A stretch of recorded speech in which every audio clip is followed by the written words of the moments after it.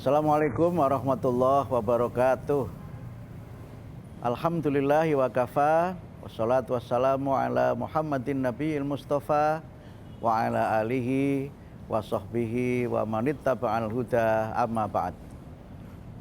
Pemirsa dimanapun Anda berada, semoga semuanya tetap dalam keadaan sehat walafiat dan tetap bersemangat untuk menunaikan ibadah puasa kita di tahun ini. Kita akan membahas tentang bagaimana menjaga kebugaran dan stamina tubuh kita ini selama berpuasa. Puasa itu ibadah yang memang identik dengan lemas. Ibadah yang identik dengan stamina yang memang akan berbeda dibanding dengan ketika kita tidak sedang berpuasa. Sesuatu yang wajar karena kita selama berpuasa itu tidak makan dan tidak minum dari mulai fajar sampai terbenamnya matahari.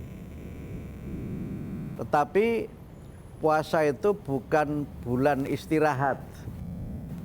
Puasa tetap merupakan bulan yang di dalamnya kita tetap beraktivitas sebagaimana biasa.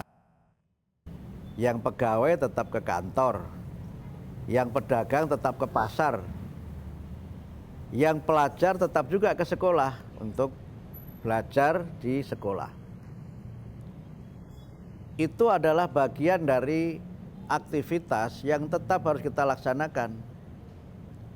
Nah, karena itulah maka karena berpuasa itu bukan bulan di mana kita ini beristirahat total, tetap beraktivitas, maka Islam memang memberikan kepada kita tuntunan kalau seseorang sedang bepergian dan ketika bepergian itu dia merasakan stamina tubuhnya mulai turun, tidak mampu untuk melanjutkan puasa, dia boleh membatalkan puasanya, tapi nanti mengqadha pada hari-hari di luar bulan Ramadan. Yang sakit juga boleh tidak berpuasa. Amangkana minkum maridun aw ala safarin fa'iddatum min ayyamin ukhor. Yang sakit juga boleh tidak berpuasa, tapi nanti juga mengganti pada hari yang lain setelah bulan Ramadan. Bahkan yang betul-betul tidak mampu, wa 'alal ladzina yutiqunahu, yang betul-betul tidak mampu, dia tidak perlu mengqadha, cukup memberi makan seorang miskin. Ini adalah bagian dari bagaimana Islam itu memberikan kepada kita kemudahan-kemudahan dalam beribadah. Islam itu adalah agama yang dalam pelaksanaannya tidak memberatkan manusia. Ad-dinu yusrun, beragama itu mudah. Dan beragama itu tidak dimaksudkan untuk membuat manusia itu menderita dengan ibadahnya itu. Ini saya kira prinsip penting yang harus kita pahami semua. Karena ada sebagian masyarakat yang berpendapat kalau ibadahnya susah itu pahalanya banyak. Nggak ada korelasinya itu. Karena pahala itu Allah yang menentukan, tapi niat kita itu yang sangat penting. Karena itu maka meskipun kita ini diberikan keringanan, diberikan kemudahan, ada rukhsah, ada berbagai macam kemudahan itu, tapi kita tidak boleh kemudian beribadah tanpa ilmu.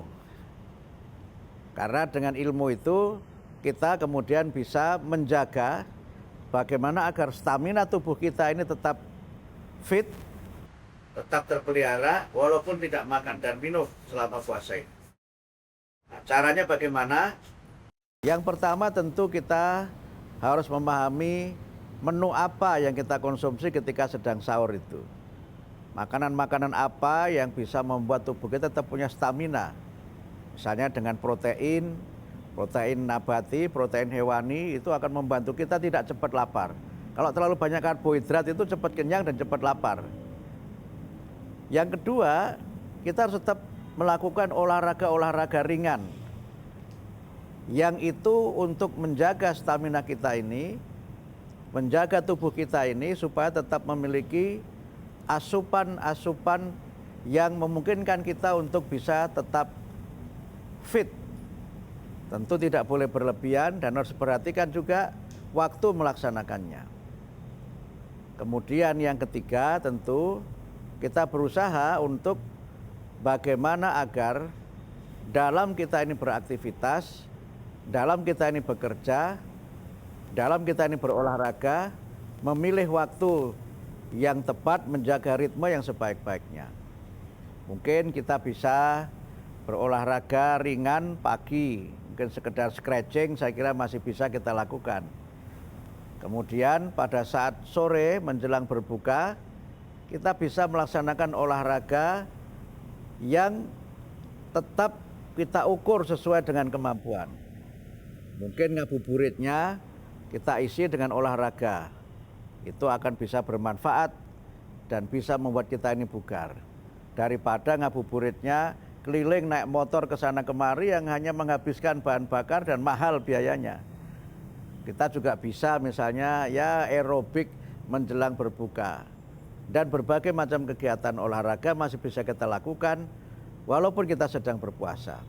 Tapi semuanya tentu harus kita ukur sesuai dengan kemampuan. Jangan berlebih-lebihan dan jangan karena alasan olahraga kemudian kita membatalkan puasa kita.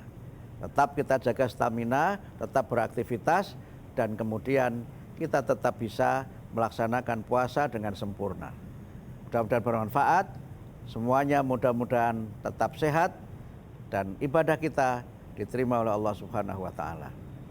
Wassalamualaikum warahmatullahi wabarakatuh.